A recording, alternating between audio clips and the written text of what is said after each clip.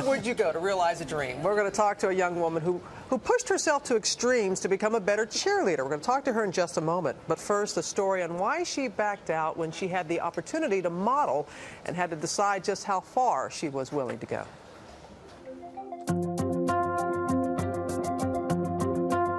Anna Watson is just your average all-American cheerleader. Well, maybe not average, because this 21-year-old could probably bench press most of the football players she cheers for. I've always been just active in the gym and like cardio, running, exercise and stuff, and then someone introduced weightlifting to me about 2 years ago. Anna went from 125 pounds to 175 and caught the attention of a fitness modeling agency who offered her a $75,000 contract. I needed to put on roughly 50 pounds of pure muscle mass. Anna was benching 155 pounds, deadlifting 230, guzzling 900-calorie mass gainer shakes, but it wasn't enough. The agency told Anna they wouldn't sign her unless she took legal steroids to bulk up. You know, I'm going to stick to my guns, literally, on this, to my guns and not artificial guns, and so I said no.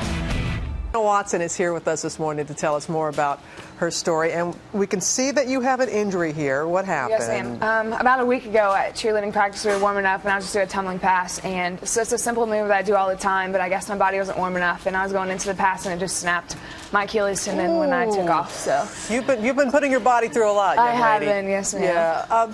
Let's talk about you turning down the $75,000 contract for to be the fitness model. I mean, was that a difficult decision for you? Or? It was definitely difficult, and it was tempting at first. It looked good. The agent came at me from all different kind of angles and tried to make it look as good as possible. But I know I've grown up in the church, and I've been in the Word my entire life, and just reading the truth and seeing that this is really not something that God wanted to do. I feel like my body was created the way it's supposed to be, and that it's a temple, and just putting artificial things in it was not something that I was willing to do. And it just reminds me of my story. Is kind of like a modern-day Daniel story in the Bible, when the king had all the men come in and he wanted to kind of get them strong enough to go into war, and he offered them choice wine and choice food, and Daniel said, you know, me and my men, we're going to do what the Lord has called us to do. And then at the end of the 30 days, they ended up stronger and healthier and more mentally tough than the king's men who had enjoyed the rich foods. And so I feel like that's kind of my story. At the end of it, I might not be where I hope to end up, but I know that in the Lord's eyes, He is pleased. So. And how did you start all this? How did this all happen for you? I've been active since I was about 5 years old. I did gymnastics, and then I transitioned into cheerleading in college. And when I first went to school, I would just do cardio all the time to kind of relieve stress, and I realized that I lost a lot of strength, I lost a lot of muscle, and so a trainer in Hawaii was like, why don't you try weightlifting? So I started lifting light, and then an agency contacted me and like, if you can put on the size and the strength, then we could use you for this campaign. So I just got in the gym and started lifting weights, and it was something I just kind of got hooked to. Yeah, you said you used the word addicted, and it is. Yes, ma'am. It is something that happens to some people, and then that's what you felt happened to you too? Yes, ma'am.